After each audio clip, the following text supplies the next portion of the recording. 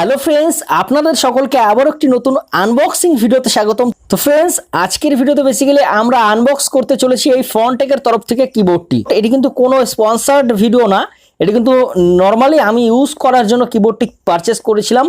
Normally কিন্তু আমাদের local market থেকে এটিকে পারচেস করেছি। তো আপনারা দেখতে পাচ্ছেন এটির প্রাইস কিন্তু এখানে কিন্তু দেখতে পাচ্ছেন, এটি কিন্তু এটির বিল দিয়ে দিয়েছে। এছাড়াও আপনারা দেখতে পাচ্ছেন প্রাইসটি এখানে কিন্তু শো করছে 250 রুপিস, মানে 250 টাকা কিন্তু এটি নিয়েছে। হয়তো আপনারা কম দামেও পেয়ে যেতে পারেন, এছাড়া 200 সামথিং এর মধ্যে পেয়ে যাবেন। সো এখানে কিন্তু আপনাদের কিবোর্ডটির মডেল নাম্বারটি দিয়ে দিয়েছে, আপনারা হয়তো দেখতে পাচ্ছেন FT1672।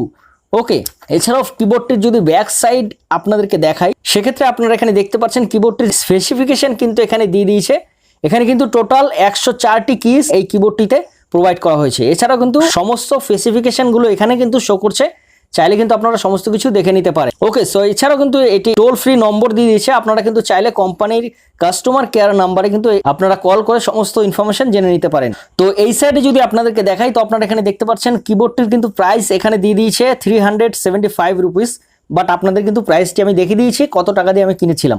তো চলুন বেশি দেরি না করে আজকের ভিডিওটি শুরু করা যাক এবং আনবক্স করে আপনাদেরকে দেখানো যাক যে ভিতরের কি কি জিনিস এর মধ্যে দেওয়া হয়েছে।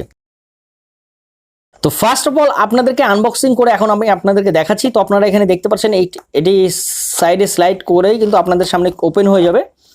তো আপনারা এখানে দেখতে পাচ্ছেন এটাই কিন্তু সেই কিবোর্ডটি। সো আমি একটু সাইডে এই বক্সটিকে রেখে দিচ্ছি।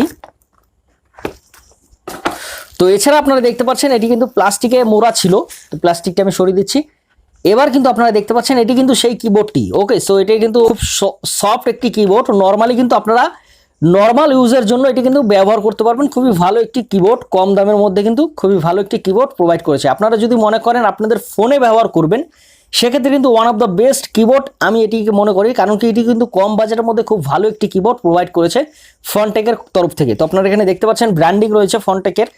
এছাড়াও যদি আপনাদের পিছন সাইডে দেখাই, তো আপনারা এখানে দেখতে পাচ্ছেন ক্লিপ দিয়ে দিয়েছে। ক্লিপগুলোর সাহায্যে কিন্তু আপনারা কিবোর্ডটিকে একটু উঁচু টাইপের করে কিন্তু আপনারা ব্যবহার করতে পারবেন। এছাড়া আপনারা দেখতে পাচ্ছেন এখানে কিন্তু ইউএসবি কেবল দিয়ে দিয়েছে।